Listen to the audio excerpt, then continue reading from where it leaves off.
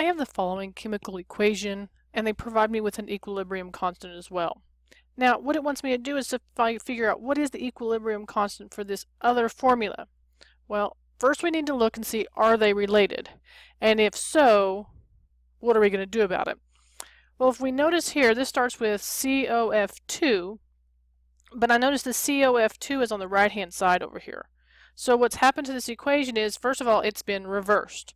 So I'm going to go ahead and I'm going to write it reversed. So I'm going to get CO2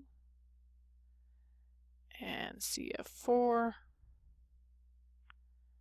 and then that's going to go to 2COF2.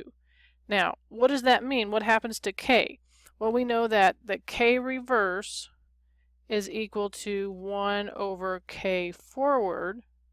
And in our case, K forward is that 2.2 times 10 to the 6th.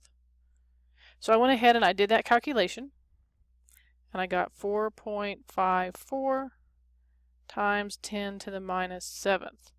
Well, that's great, but this one right here doesn't look like what we want. So what's the difference? Well, the difference is a multiple of 2. So I would have to multiply the entire equation by 2 to obtain what it is that I want. Well, if I multiply by a coefficient out here of 2, that actually does what when I'm talking about equilibrium? Well, it means I'm going to have to square the number that I got.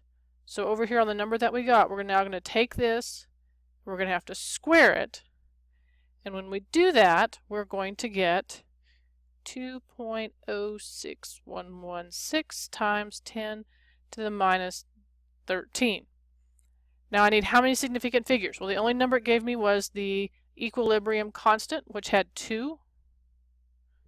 So that's going to give me 2.1 times 10 to the minus 13.